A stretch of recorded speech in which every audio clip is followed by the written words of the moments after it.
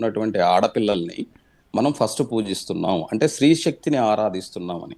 ఈ 10 రోజులు మనం చూస్తే రెండవ రోజు బ్రహ్మచారిణి అవతారం అంటాం, అంటే చదువుకునే పిల్లలు అని అర్థం. తర్వాత మూడవ రోజు ఆమెను చంద్రఘటాదేవి అంటారు, అంటే కళ్యాణ తిలకం దిద్దుకున్నటువంటి అమ్మవారిగా చూస్తాం. నాలుగవ రోజు కూష్మాండగా చూస్తాం, అంటే గర్భవతిగా చూస్తాం. ఐదవ రోజు స్కందమాతగా చూస్తాం. ఇవన్నీ అవతారాలు పెడుతున్నప్పటికీ కూడా ఒక స్త్రీని చిన్నప్పటి నుంచి ఆమె అంతా, అంటే తన లాస్ట్లో రాజరాజేశ్వరి దేవి అంటారు, అంటే అర్థం ఏమిటి, తన పరివారంతో ఆవిడ చక్కగా ఆ ఆవిడ చక్కగా ఆసీనులై ఉంటుందని. అంటే ఒక స్త్రీమూర్తి పరిపూర్ణమైనటువంటి స్వరూపంతో నిండి ఉంటున్నటువంటి శక్తిని మనం ఆరాధిస్తున్నాం. అయితే ఇక్కడ విగ్రహాల విషయంలోకి వస్తే ఏమిటంటే ఆమె ప్రకృతి దేవత, అంటే అమ్మవారిని ప్రకృతి స్వరూపంగా చూపిస్తాం మనం. ప్రకృతి, ఇప్పుడు మనం మనుషులం కాబట్టి మనం విగ్రహాలు పెట్టుకుంటున్నాం సార్, అంటే ఒక రూపాన్ని ఆరాధించాలి కాబట్టి. ఎందుకంటే భగవంతునికి మొదట్లో మనం చూసినట్లయితే పోతన భాగవతంలో గజేంద్ర మోక్షంలో రూపం గురించి చెప్పరు, తర్వాత విష్ణుమూర్తి గురించి చెప్తారు. ధ్రువ చరిత్రలో కూడా అంతే. నారదుడు ముందు జన్మలో కూడా ఒక వెలుగును చూస్తాడే తప్ప నారాయణుడు ఎలా ఉంటాడో తర్వాత చూస్తాడు. కాబట్టి భగవంతునికి అన్ని పేర్లు ఆయనయే, అన్ని రూపాలు ఆయనయే. కాబట్టి అమ్మవారు కూడా ఏంటంటే ఇక్కడ స్త్రీ శక్తి అని అర్థం. ఎందుకంటే ఈ సృష్టి పుట్టేదే అమ్మ దగ్గర నుంచి అని మన యొక్క విశ్వాసం. ఎందుకంటే మన వాళ్ళు చెప్పేది హిరణ్య గర్భ అన్నా కూడా గర్భం అంటే ఎవరి దగ్గర ఉంటుంది, ఒక స్త్రీమూర్తిలో ఉంటుంది కదా. ఆ స్వరూపాన్ని మన వాళ్ళంతా కూడా పూజించటంలో ఈ యొక్క అమ్మవారిని దుర్గామాతని, అంటే దుర్గా అంటే మనకి ఇప్పుడు ఈ రోజున దుర్గాష్టమి రోజున దుర్గమ్మను పూజిస్తారు, దుర్గముడు అనేటువంటి రాక్షసుడిని సంహరించినందుకు. ఈ దుర్గము అంటే ఎవరు అసలు? దుర్గము అంటే మన దేహమే, కోట అని అర్థం. దుర్గము అంటే ఏం కోట? మనదే.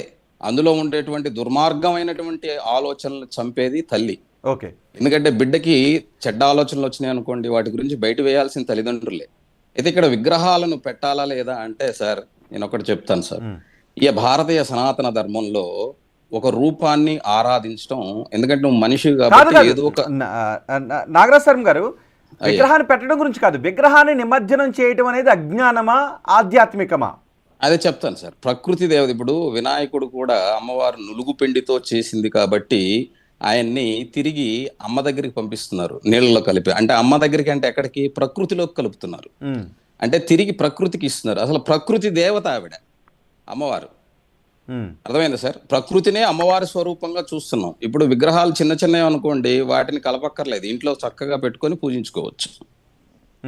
కానీ అసలు పెద్ద పెద్ద ప్లాస్టర్ ఆఫ్ ప్యారిస్ తో చేయటమే తప్పు.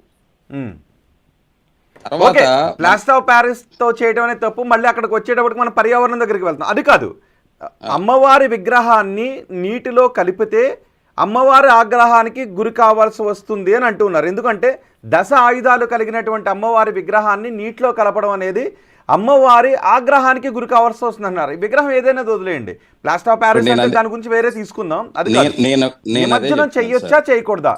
ఇప్పుడు అదే చెప్తున్నాను. ఎందుకంటే స్త్రీశక్తి స్వరూపాన్ని నేను చెప్పేది ఏమిటంటే, మన ఇంట్లో ఉన్న ఆడబిడ్డలు చిన్నప్పటి నుంచి వయసు అయిపోయి పరివారంతో అంతా సెటిల్ అయిపోయే ఒక శ్రీమూర్తిని చూడమని అర్థం అక్కడ వాస్తవంగా. సరే, మన వాళ్ళు అది వదిలేసి ఏమిటంటే పూజలు విగ్రహాలు పెట్టి చేసుకుంటున్నారు, అది వాళ్ళ యొక్క ఏదో ఒక రూపాన్ని కావాలి కాబట్టి. అంటే ప్రకృతి దేవతను తిరిగి ప్రకృతిలోకి పంపించాలంటే నీటిలో కలపాల్సిందే. ఓకే, కలపడం అనేది అజ్ఞానం అయితే కాదు, రైట్? ఎలా అవుతుంది సార్? ఇప్పుడు ప్రకృతిని ఆమెను ఎక్కడికి పంపిస్తారు? ప్రకృతి దేవతని ఒక రూపాన్ని తీసుకున్నాం, తిరిగి ప్రకృతిలోకి ఆమెను పంపించాలి. ఆమె శక్తిని ప్రకృతిలోకి వదలాలంటే మనం ఏం చేయాలి? ఎందుకంటే మనకు ఉన్నటువంటి పంచభూతాలు చాలా పవిత్రమైనవి సార్. నీరు ఎక్కడున్నా కూడా జీవనానికి ఆధారం కాబట్టి నీరు చాలా పవిత్రమైనది. మరి గరికపాటి గారు ఎందుకు ఆ మాటలు మీరు విన్నారా? గరికపాటి గారు మాట్లాడిన మాటలు నేను వినలేదు సార్. ఒకసారి నేను మళ్ళీ వినిపిస్తాను పీసీఆర్. ఒకసారి గరికపాటి గారు మాట్లాడిన మాటలు ఇంకొకసారి ప్లే చేద్దాం. ఒకసారి మళ్ళీ వినండి అందరూ కూడా. మన అజ్ఞానం ఎంత వ్యాపించింది అంటే, నిన్న పేపర్లో చూసి నేను మూర్చిపోయాను. ఎలా పోగొట్టాలి అజ్ఞానం? దేవీ విగ్రహాలను పట్టుకెళ్ళి నిమజ్జనం చేస్తున్నారట. నమ శివ ఎలా చేస్తున్నారో తెలియదు. అపచారం అమ్మ, చేయకూడదు అలాగా. అమ్మవారి విగ్రహాలను నిమజ్జనం చేయకూడదు. ఎవడో చెబుతున్నాడో ఎందుకు చేస్తున్నారో తెలియదు. పిచ్చి బాగా ముదిరిపోయి మొత్తం చెరువులన్నీ పాడైపోతున్నాయి. అమ్మవారి కోపం వస్తే పేటరేకపోతుంది ఆవిడ. ఏమనుకుంటున్నారు? వినాయకుడిలాగా శాంతమూర్తి కాదు ఆవిడ. వేసేస్తుంది ఒక దెబ్బ. నన్ను ముంచడానికి నువ్వెవడారా, నేను మొత్తం ముంచేస్తానని. ఏంటి దశాయుధాలు ఉన్న అమ్మవారి విగ్రహం తీసుకుని నిమజ్జనం చేస్తారా? బుద్ధి జ్ఞానం ఉందా? నాకు మంటెత్తి మాట్లాడుతున్నాను నేను. గణపతి నిమజ్జనం అంటే అమ్మవారి నిమజ్జనం, అది మంచిది. వెళ్ళిన వాళ్ళు కూడా నిమజ్జనం చేసేయండి, చెను వదిలిపోతుంది. వీళ్ళు కూడా మొనకమన్నాడు దాంతోపాటు. లోకు కట్టేశారండి వ్యవస్థను. ఇక్కడ అమ్మవారి విగ్రహాల నిమజ్జనం ఏంటండి? ప్రతి పూజకి నిమజ్జనం ఉంటుందా? భాద్రపద మాసం కాబట్టి చెరువులు పూడిపోయి ఉంటాయి, కాబట్టి నీటితో నిండిపోయి ఉంటాయి, కాబట్టి పూడికి తీస్తే మంచిదే. నా చెరువులో మట్టి తీసి విగ్రహం చేసి తిరిగి ఆ చెరువుకి అన్యాయం జరగకుండా ఆ మట్టిని అందులో కలపడం కోసం నిమజ్జనం చేయమన్నారు. నిమజ్జనం చేయవల్ల నీకేం పుణ్యమేం రాదు, అక్కడ అజ్ఞానం కానీ. చేయకపోతే పాపము రాదు. దాని వెనకాల ఒక శాస్త్రీయ విజ్ఞానం ఉంది. ఇప్పుడు అదే అజ్ఞానము అంటే దాన్ని వదిలేసి అమ్మవారికి మొదలెట్టారు ఇవాళ. ఇంకెవరన్నా మంచినీళ్ళు తాగాలా వద్దా? హైదరాబాద్లో చెరువులు ఉండాలా వద్దా? అసలు ఎంత జ్ఞానం ప్రబలిపోయిందో. మనం చెయ్యకూడదు, చేస్తే ఖండించాలండి ఖచ్చితంగా. నాకేం మొహమాటం లేదు. ఇక్కడ మతం అంటే గుడి నమ్మకం కాదండి. ఇక్కడ అన్ని విగ్రహాలు పట్టుకొని నిమజ్జనం పెట్టండి. ఎక్కడి నుంచి వచ్చింది ఇది? ఇదే మడ్డి మడ్డి మడ్డి. అసలు తత్వం వదిలేసాం మనం, తత్తుకొడుకులో తయారయ్యాం. దాన్ని ఏదో పట్టుకోవడం, ఆ చీర పట్టుకోవడం, ఆ నిమజ్జనం పట్టుకోవడం, ఇంకంతా ఊరేక్కడ. ఇక్కడ లడ్డూ పట్టుకోవడం, వేలంపాటు పాడుకోవడం. తత్వం వదిలేసాం. ఆ తత్వమే. రైట్. నాగరాజ్ శర్మ గారు విన్నారుగా, గరికపాటి గారు ఏం చెప్తున్నారంటే ఎవరు చెప్తున్నారో తెలియదు. దీనిపై అవగాహన పెంచుకోవాలి. ఆధ్యాత్మికం అంటే ఏంటి అన్న విషయం గురించి కూడా అవగాహన పెంచుకోవాలి. ఏదో వేలం వేరుగా విగ్రహం చేసి నీటిలో వేసి నీటిని కలుషితం చేస్తున్నారు, ఆధ్యాత్మిక అనే భావాన్ని కూడా కలుషితం చేస్తున్నారు అని అంటున్నారు. ఆవేదన మీరు విన్నట్లయితే చెరువుల్లో వేస్తున్నారు. ఇక్కడ వినండి వారు ఏం చెప్పారు. చెరువుల్లో వేస్తున్నారు అనే దాని గురించి కాదు, అది వేరే మాట్లాడారు. ఆయన మాటలు ఏంటి అంటే దశాయుధాలు కలిగినటువంటి అమ్మవారి విగ్రహాన్ని నిమజ్జనం చేస్తే ఆ గ్రహానికి గురి కావాల్సి వస్తుంది. ఇప్పుడు నేను అందుకే చెప్తున్నాను సార్, ప్రకృతిని ఏ రూపంలో అయినా ఆరాధించవచ్చు. ఇప్పుడు భగవంతునికి రూపమే లేదు కదా, అన్ని రూపాలు ఆయనవే కదా.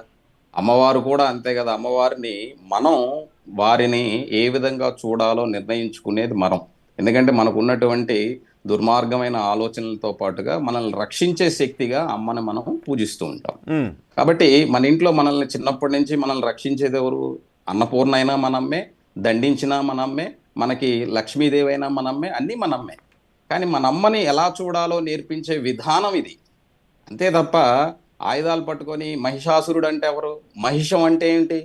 మనలో ఉండేటువంటి దుర్మార్గమైన లేదు. మళ్ళీ మీరు అంటే ఆధ్యాత్మికాన్ని ఒక అర్థం కానట్టుగా చెప్తాం. మనలో ఉన్నది వేరు, పురాణాల్లో ఏంటి అంటే జరిగింది అని చెప్తాం. పురాణాలు ఎక్కడా కూడా మనలో ఉన్నదాన్ని కంపేర్ చేయలేదు. పురాణాలు అంటే మహిషాసురుడిని ఆమె మర్దించింది కాబట్టి మహిషాసురు మర్దిని అంటారు. ఇది జరిగింది అని పురాణం చెప్తుంది. మళ్ళీ మనలో ఉన్నది అని చెప్తే అది కాంట్రడిక్షన్ అవుతుంది. ఇప్పుడు ఉన్నటువంటి అదే చెప్తున్నాను సార్, పురాతనమైన ఇతిహాసాన్ని వేరు అంటే ఇది ఇతిహాసం ఇలా జరిగిందని చెప్తారు, పురాణం వేరు.